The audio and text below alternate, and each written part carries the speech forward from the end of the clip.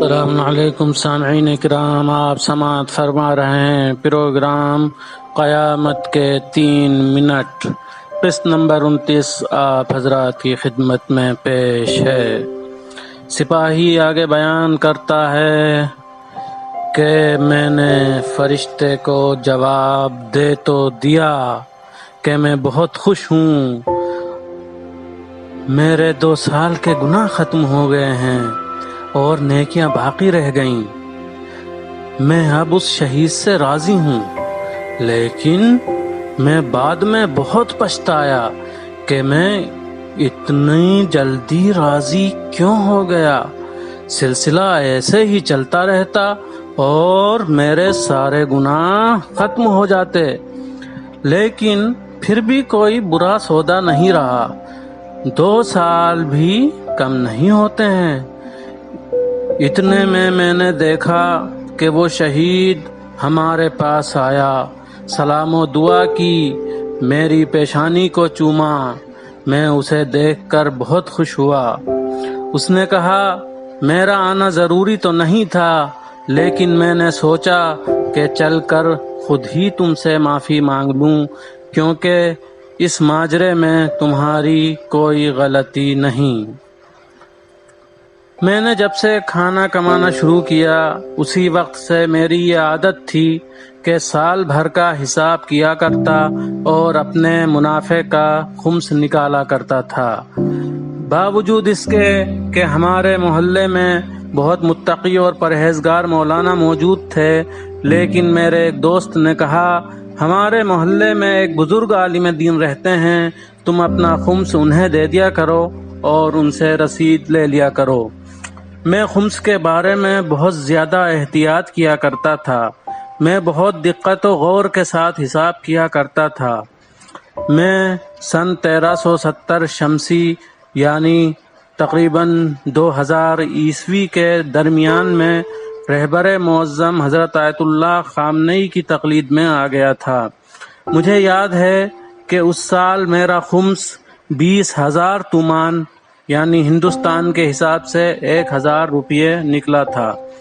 ایک سال میں نے بزرگ عالم دین سے کہا میرے لیے رہبر معظم کے دفتر سے رسید لے آئیے گا۔ اگلے ہفتے جب مجھے رسید ملی تو معلوم ہوا کہ وہ کسی دوسرے آیت اللہ کی رسید ہے۔ میں نے کہا کیا آپ سے کوئی غلطی ہو گئی؟ یہ رسید رہبر معظم کے دفتر کی نہیں ہے۔ میں نے آپ سے تاکید کے ساتھ کہا تھا کہ میں رہبر معظم کا مقلد ہوں۔ انہوں نے جواب دیا کیا فرق پڑتا ہے، تمہیں رسید چاہیے تھی، میں نے رسید دے دی، اب وہ کسی بھی آیت اللہ کی ہو، تمہارا خمس چلا گیا، تمہیں رسید مل گئی۔ مجھے یہ بات سن کر غصہ آیا اور میں نے کہا آپ کو میرے لیے رہبر معظم کے دفتر سے رسید لانی ہوگی۔ میں نے آپ سے تاکید کے ساتھ کہا تھا کہ میں رہبر معظم کا مقلد ہوں، لہذا میرا خمس انہی کے دفتر میں پہنچنا چاہیے۔ وہ اگلے ہفتے ایک اور رسید لے آئے، لیکن اس رسید پر کوئی مہر نہیں تھی۔ اب کیسے سمجھا جائے کہ یہ رسید کس کے دفتر کی ہے؟ بہت پریشان۔ اس کے بعد سے میں نے یہ رویہ اپنایا کہ دفتر رہبری کی جانب سے جو بینک اکاؤنٹ دیا گیا تھا، میں اسی اکاؤنٹ میں خمس کا پیسہ ڈال دیا کرتا تھا۔ 1-2 سال بعد میں نے سنا کہ وہ بزرگ عالم دین دنیا سے رخصت ہو گئے۔ مجھے بعد میں پتہ چلا کہ مرحوم نے میرے علاوہ دوسرے لوگوں کے خمس کو بھی جا بجا کیا تھا۔ جب میں نامہ اعمال دیکھ رہا تھا تو میری نظر انہی بزرگ عالم دین پر پڑی جو سخت مشکلات میں گرفتار تھے۔